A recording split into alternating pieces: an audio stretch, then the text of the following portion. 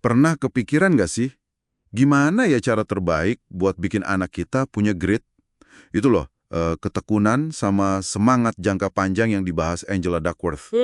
Iya iya. Sering bingung ya antara harus keras, nuntut gitu, atau malah harusnya yang hangat, suportif. Nah, itu dia. Hari ini kita coba bedah deh, pola asuh mana sih yang paling efektif buat numbuhin ketangguhan ini? Kita ngambil dari bab 10 bukunya Duckworth, Grit. Oke, jadi kita lihat risetnya, ada studi kasus juga kan di situ? Betul. Ada kutipan, wawancara. Tujuannya sih, ya pengen ngenalin pola-pola asuh yang kayaknya paling manjur gitu. Siap ya kita gali lebih dalam? Siap, siap. Nah, dilema awalnya kan klasik banget ya. Keras atau lembut? Dulu malah ada saran aneh kayak John Watson itu. Jangan peluk anak katanya. Hehehe, iya, iya. Kontras banget sama zaman sekarang ya. Tapi kalau buat grit nih secara spesifik, gimana dong? Coba deh kita lihat kasus pertama. Steve Young, kenal kan quarterback football Amerika itu? Oh iya, yang main di BYU itu kan? Betul. Nah, pas tahun pertama kuliah, dia tuh udah mau nyerah aja pengen pulang. Tapi dilarang sama ayahnya. Si Grit itu julukannya. Wah, kedengerannya keras banget ya, otoriter gitu kesannya. Nah, itu dia kesan pertamanya. Tapi gimana sebenarnya? Ternyata, ceritanya lebih dalam dari itu. Ayahnya Steve tuh kenal banget sama anaknya. Dia tahu kalau Steve pulang, itu artinya dia kalah sama rasa takutnya, bukan karena dia nggak mampu. Oh gitu ya? Iya, dan di balik larangan itu sebenarnya ada dukungan yang gede banget dari keluarga. Dulu waktu Steve kecil, cemas di kelas 2 SD aja, ibunya nemenin di kelas tiap hari, berminggu-minggu loh. Wow. Makanya Steve sendiri bilang larangan ayahnya waktu itu tuh tindakan penuh kasih.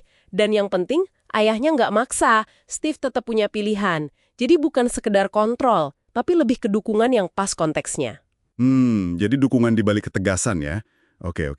Nah, kasus kedua, ada komedian Francesca Martinez. Ini kebalikannya nih. Gimana tuh? Orang tuanya kelihatan permisif banget. Francesca mau putus sekolah umur 16 buat ngejar mimpi jadi aktris, didukung penuh.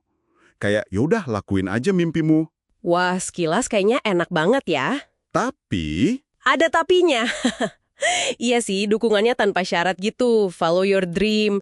Tapi ini dibarengi sama ekspektasi yang jelas juga. Ayahnya sendiri nyebutnya parenting tanpa basa-basi. maksudnya gimana tuh tanpa basa-basi? Ya, ada standar perilaku, ada etos kerja yang kuat di rumah. Ayahnya akan penulis, jadi contoh kerja keras itu ada. Jadi bukan permisif yang ngebebasin gitu aja, tapi dukungan buat bangun harga diri, tapi tetap ada kerangkanya. Oke. Jadi, dua kasus tadi nunjukin kalau nggak sesimpel keras versus lembut ya? Betul banget. Nah, dari sini dan riset lain muncul model yang lebih jelas. Coba bayangin ada dua sumbu. Sumbu pertama itu seberapa nuntut, demanding orang tua. Oke, nuntut. Terus sumbu kedua? Sumbu kedua itu seberapa suportif, supportive. Jadi kombinasi dua ini ya. Ini nih yang jawab dilema awal tadi kayaknya. Tepat. Dari kombinasi ini muncul 4 gaya utama. Apa aja tuh? Pertama, bijak atau otoritatif. Ini yang tuntutannya tinggi dan dukungannya juga tinggi. Oke, ini yang ideal kayaknya ya. Sering dianggap begitu. Lalu ada otoriter, tuntutan tinggi tapi dukungan rendah, keras doang. Terus? Ketiga, permisif, tuntutan rendah tapi dukungan tinggi. Hangat sih tapi kurang aturan. Dan terakhir, abai atau neglectful, tuntutan rendah, dukungan juga rendah. Jelas ya bedanya. Terus riset bilang gimana soal ini? Riset puluhan tahun kayak yang dirangkum Larry Steinberg itu nunjukin konsisten banget. Anak-anak dari orang tua bijak, yang suportif sekaligus nuntut, cenderung lebih oke di banyak hal. Oh ya, kenapa bisa gitu? Kuncinya dikombinasi. Ada kehangatan, ada rasa hormat ke anak, tapi juga ada standar yang tinggi. Nancy Garling bikin checklist bagus tuh buat refleksi. Anak kita ngerasa dihargai nggak pendapatnya? Kita pasang standar tinggi, tapi ngasih dukungan buat nyapainya nggak? Pertanyaan penting tuh buat kita semua ya. Banget. Nah, ada mekanisme psikologisnya nih. Orang tua bijak itu mendorong emulasi, bukan sekedar imitasi. Bedanya apa tuh emulasi sama imitasi? Kalau imitasi kan niru perilaku aja. Kalau emulasi, anak itu kagum, paham nilainya, terus mengadopsi nilai itu. Dia ngerti kenapa standar itu penting. Jadi bukan pokoknya ikutin ayah ibu, tapi lebih ke pahami kenapa ini baik dan jadikan milikmu. Keren. Dan ini nyambung ke grit tadi ya?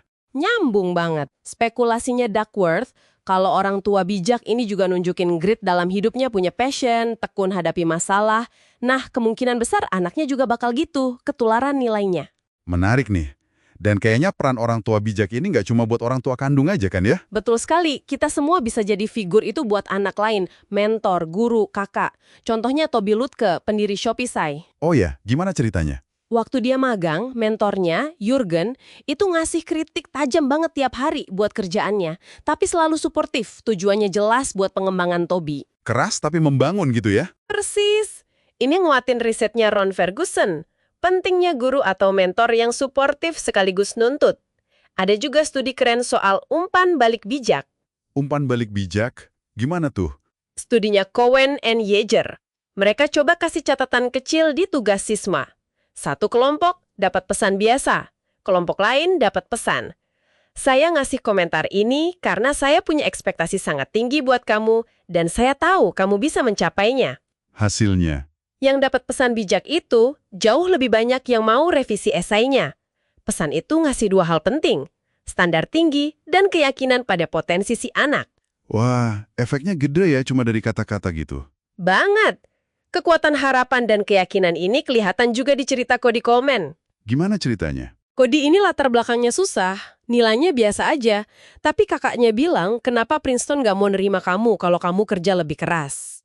Nah, dorongan plus keyakinan dari kakaknya ini yang bikin dia termotivasi sampai akhirnya masuk MIT. Gila, keren banget. Jadi kelihatan ya polanya. Jadi kalau kita simpulkan nih ya, pola asuh atau pendampingan yang paling jitu buat numbuhin grit itu ya, kombinasi seimbang ya, ada standar tinggi, ada tantangan buat tumbuh tapi. Dibarengi dukungan emosional tanpa syarat dan keyakinan tulus kalau dia bisa.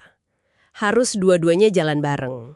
Nggak bisa salah satu aja. Oke, jelas banget. Nah, sebagai penutup nih, coba deh Anda renungkan pesan umpan balik bijak tadi. Saya punya ekspektasi sangat tinggi dan saya tahu kamu bisa mencapainya. Gimana ya prinsip ini, kombinasi standar tinggi dan keyakinan tulus bisa kita terapkan? Nggak cuma ke anak, tapi mungkin ke tim kerja, ke hubungan lain, atau bahkan ke diri sendiri pas lagi hadapin tantangan berat. Pertanyaan bagus buat direnungkan. Makasih banyak ya buat diskusinya hari ini. Sama-sama.